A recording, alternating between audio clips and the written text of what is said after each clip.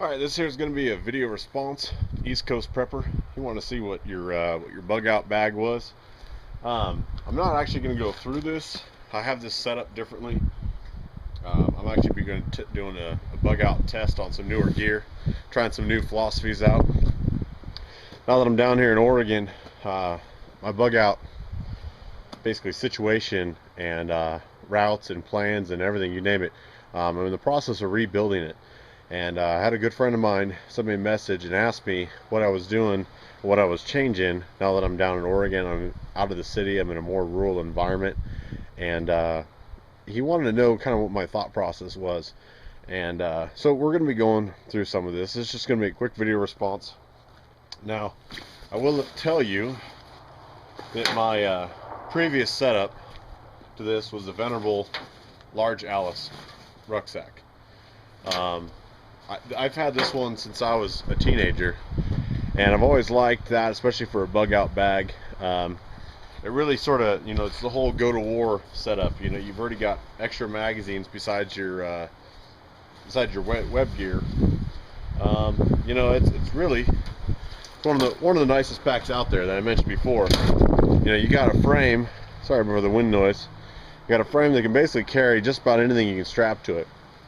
I still use it for a lot of stuff. I actually did a test the other night where I hiked to the nearest canal and went and got some water. I noticed that it had gotten turned on. It was an irrigation canal, and a lot of those get shut down in the winter. But sorry, I hope that wind isn't too bad. One issue I've always had with the Alice pack, especially as I grew up past my teens and I started using this thing, is it's non-adjustable for your torso.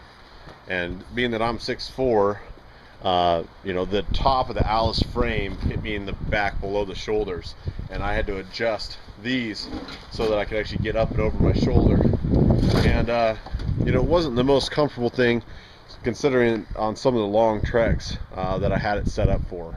And again, we'll get into that in other videos. But bugging out isn't always the best solution.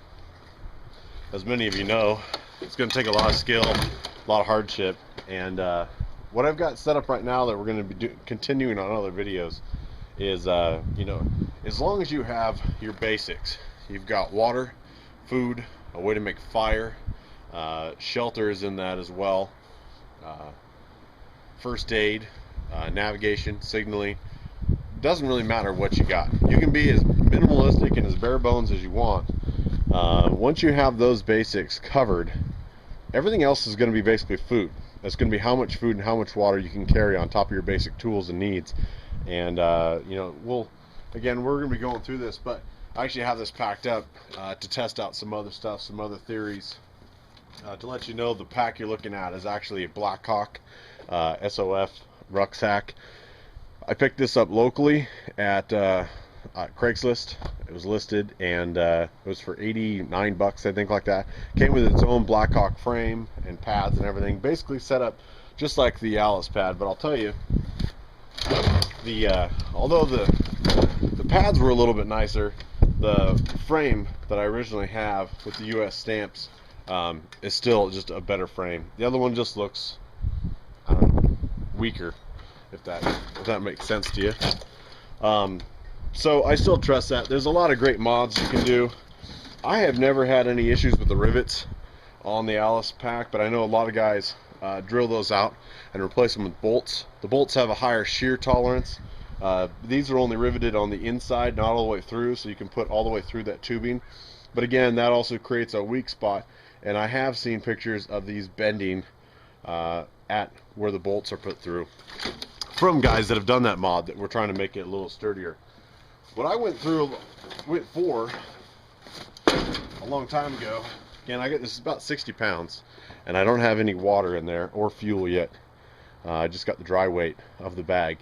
What you're looking at there is a Mystery Ranch n.i.c.e frame, n.i.c.e. Mystery Ranch makes some phenomenal gear.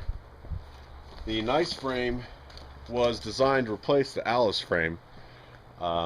It's a hybrid of an internal frame and an external frame, and when I swap these out for a different pack, I'll give you a look at it. I had that n.i.c.e frame set up with the large Alice, and I've had it like that for a good couple years now. A little insight, my bug out route, depending on the situation of course, was to bug out using multiple cache points and to get where I am now. So if you want to say that I bugged out to Oregon or pre-bugged out, that's essentially what I did. I have more resources here, I have more connections, family, opportunities, lower population per square mile here. So essentially what I did was I pre-bugged out to a better spot that I was more comfortable with dealing than in the greater Seattle area. And again, I'll go through this in those other videos. Maybe I'll pull up some maps and show you what my philosophy was. But that's what you're looking at. I do have the side pouches on there. Blackhawk has these removable side pouches. What I do is I store these with food. Idea being behind this is the more traveling, the more days go by, the less food and the smaller these get. The rest of the pack doesn't differ. If I feel I don't need these, I can pull these off. These actually still use the old Alice clips. I pull these off and I ditch them and I lose them. I will tell you, it is big enough to fit the TCOP or the ICS 2000, the Eureka military one-man tent. I can get it inside one of these pouches, but because you've got all that weight lopsided on one side, you're going to have to carry an equal weight on the other pack over here, and that's not really going to suffice. I'd rather put food in the outside pouches, get rid of the food, and keep the pack narrower. You know, I can still cinch those down and keep the pad. There's no reason really to ditch those, unless you wanted to use this molly strapping on the outside to carry something else. But yeah, I had multiple cache points, and again, the one thing I've found so far with this pack, I'm not recommending this pack, and certainly if you were to buy this at the regular retail MSRP or even on sale, I'll tell you right now, I don't think it's a good deal. I just don't think they've got a lot of strapping on here, which is, take it for what it will, but you can put a lot of stuff on here. The main three pouches that you're used to in an Alice pack, this pouch, and this pouch, are just too small. I'm not sure why they designed them, but they're clearly smaller than this is where my cook kit's gonna go. I got first aid in here. This I don't have anything planned, but more likely I'll have a Nalgene or a metal water container. This up here I have various things. Fires over here, water's over here. Inside I got a hygiene kit and a lid along with maps. And then mostly I've got a tent at the bottom right now, that TCOP. And the rest is just stacked with clothing. And I do have the food I have on the side is 5 days worth of over 5,000 calorie a day food stock. And partly one of my experiments with what I'm doing here is I'm also trying basically a week's worth of food or 5 to 7 days worth of food of the Pacific Crest Trail that I mentioned to you guys. I put together over 5,000 calories per day, and I just want to see how that works, how it sustains me, how easy it is to cook, how much fuel I use. I've done a number of bug out training ones, and a lot of times I didn't call it that. I think the last one I did when I got the mystery pack, I didn't even make a video of that. The last one I have on video, I think, is called Weekend Run, and in that one I used my Gregory Baltro 70 in that pack. That pack was 54 pounds with AR, about 180 rounds, and it creaked. It creaked when I grabbed it and I went to put it on. It did not like over 50 pounds in it. Now the suspension held it and it worked, but I'll tell you, just the actual thread count, the stitching, when you grab a pack that's over 50 pounds and go to throw it over your shoulder, and it starts creaking, it doesn't really give you a whole lot of confidence. So initially I had the mystery frame ranch that I bought after that bug out trial, and with that I was able to use the large Alice, and it's been like that for a very long time because I'm changing formats and my bug out scenarios are different in a new location here. I decided to redo a few things, and initially I was looking for the Tactical Tailor, their Malice rig, and although I'm sure I could get it to work because I got this one to work on the n.i.c.e frame, nobody there even wanted to tell me that it would work.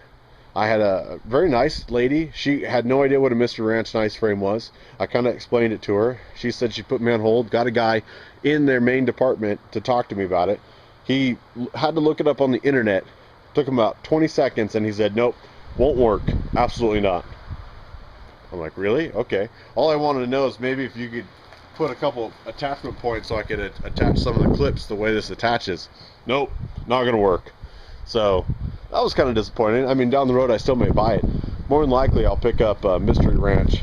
I think it's their 6500 pack. Probably a multicam. I haven't decided. I do like the fact that it's just OD green. It isn't a camouflage color, but you know, there's plenty of ways to disguise it. Let's see if we got this inside out here.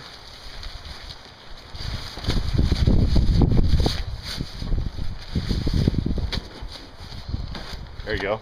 What camo pack? Just a gray, you know, rain cover.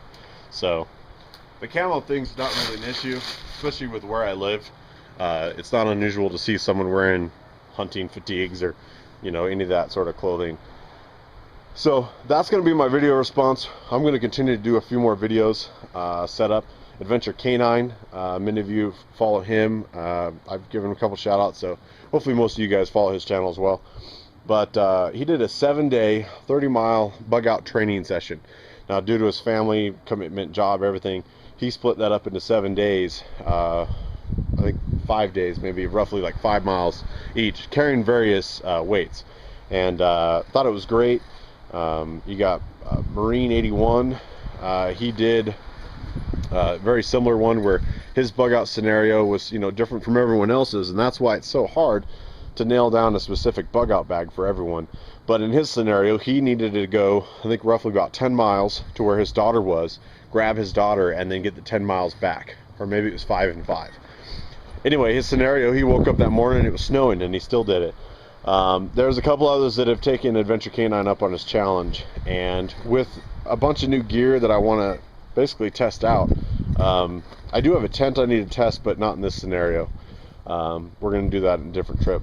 But anyway, we're going to be doing that, and I'll go over more scenario stuff. This video is getting too long as it is, but check out East Coast Prepper, and check out all the video responses. Last time I looked, he had 15 or so video responses.